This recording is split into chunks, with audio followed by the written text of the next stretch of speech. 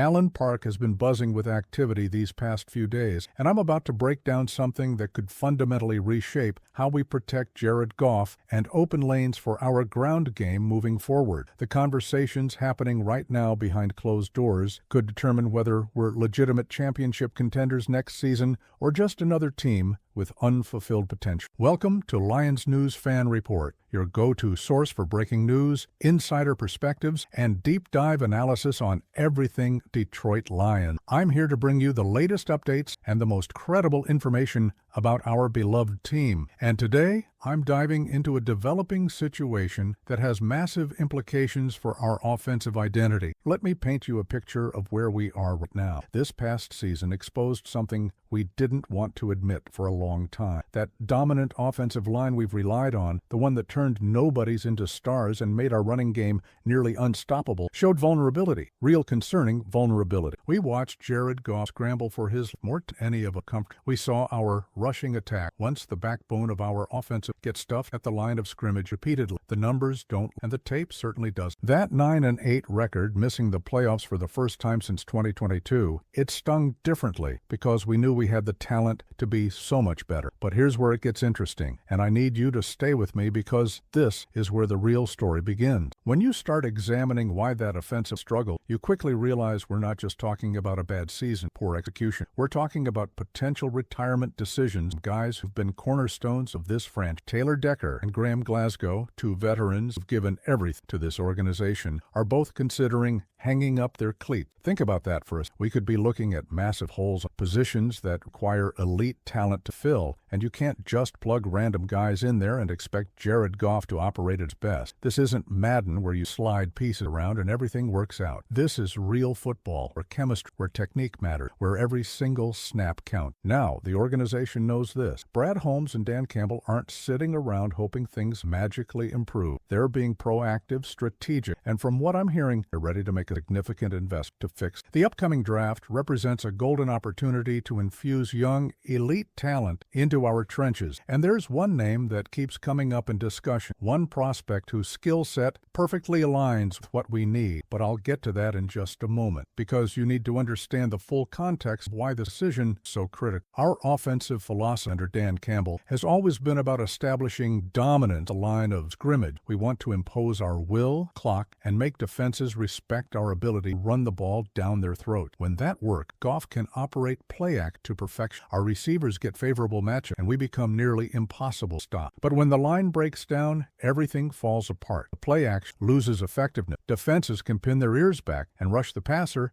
and suddenly we're playing catch-up football. That's not who we are. That's not Lions. We need to get back to that identity, and it starts with rebuilding the foundation. The draft class features some exceptional offensive line talent, guys who could step in and contribute immediately at the NFL level. We're talking about rare combination size, athleticism, and technical proficiency. But there's always a catch, right? The best players go early, sometimes earlier than you'd expect, and when teams identify a generational talent at a premium position like offensive tackle, pounce. This puts us in an interesting position because our draft slot, while respectable, might not guarantee us access to top-tier prospects without making a move. Let me introduce you to someone who's been turning heads all season long. Spencer Fano out of... This kid is special, and I'm not throwing that word around lightly. When scouts talk about him, they use terms like rare athlete, elite movement skills, versatile blocker. He's been protecting quarterback and opening running lanes at one of college football's most competitive programs, and he's done it with consistency that's caught the attention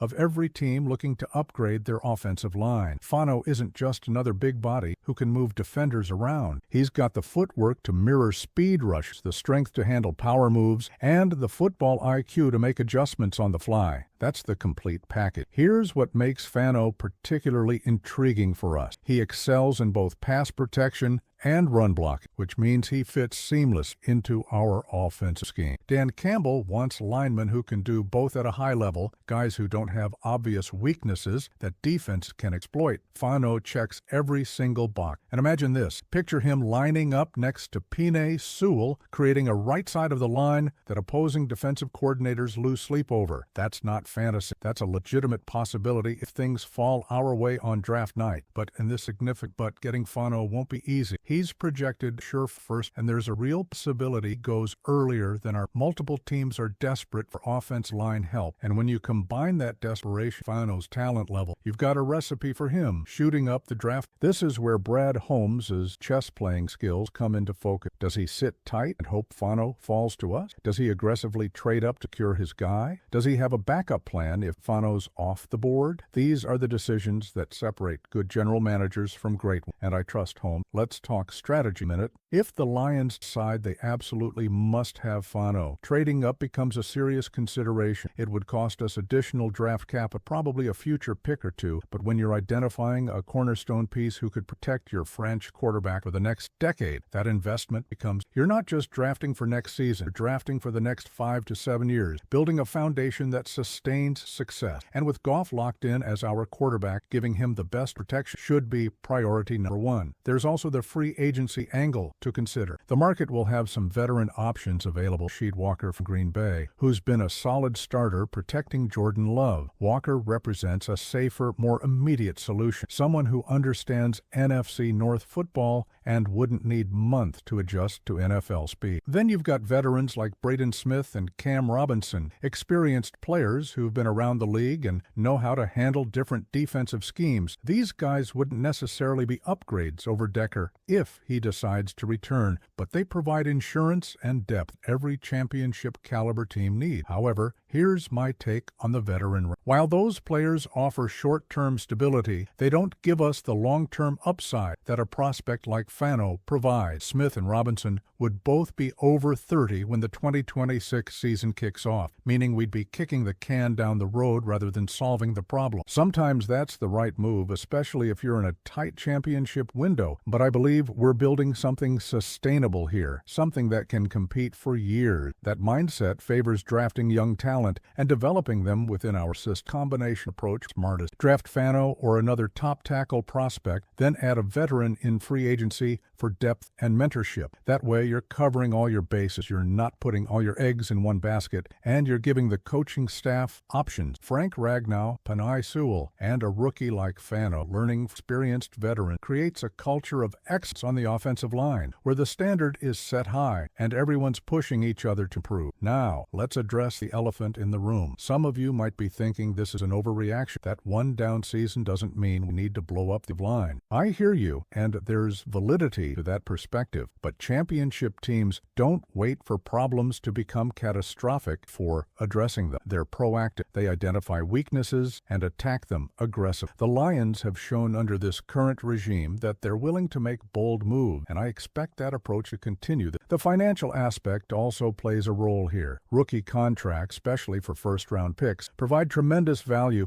under the current CBA. You're getting elite talent at a fraction of what you'd pay a proven veteran in free agent, and that salary cap flexibility allows you to strengthen other areas of the roster. It's resource management at its finest, and it's how teams like the 49ers, Eagles, and Chiefs have sustained their success. Build through the draft, supplement with smart free agency signings, and develop your own stars. I want to circle back to what this means for Jared Goff specific. Our quarterback proven he can play at an elite level when given proper and a functional running. You've seen him carve up fences, clutch throws, lead game-winning drop, but we've also seen what happens when the pocket collapses quick. Investing in the offensive line isn't just about running the ball, but it's about maximizing our quarterback's effectiveness and keeping him healthy for the long haul. You don't put your franchise quarterback in compromising situations if you can help it, and upgrading the line is the most direct way to protect. The draft is still months away, and a lot can change between now and then. Players rise and fall on draft board. Teams' needs shift based on free agency, and unexpected opportunities present themselves. But right now, today, Spencer Fano represents the type of player who could transform our offensive line from a question mark into strength. He's the caliber of prospect you build around the type of talent that elevates everyone around him. And if Brad Holmes' scouting department identified him as the guy, I'm excited about the possibility of seeing him in Honolulu Silver. Before we wrap this up, I hear from you. Do you think trading up for Spencer Fano is worth the cost in draft capital? Would you prefer the Lions go the veteran free agency route for immediate help? Or maybe you think we should sit tight at our current draft position position and take the best player available regardless of position? Drop your thoughts in the comments below because I read every single one and your perspective helps shape how I approach future content. This offseason is shaping up to be pivotal for Lions franchise. The decisions made in the coming months will determine whether we take that next step toward championship contention or remain stuck in mediocrity. I'm optimistic about where this team is headed under Dan Campbell and Brad Holmes. They've earned our trust, and I believe they'll make the right moves to position us for success. Make sure you're subscribed to Lions News Fan Report and hit that notification bell so you don't miss any as we'll be covering every angle, every development, every insider report as we march. This is the type of breaking analysis you'll only get here, and I'm committed to keeping you informed every step of the way. Let's ride, Lions fans. Our time is coming.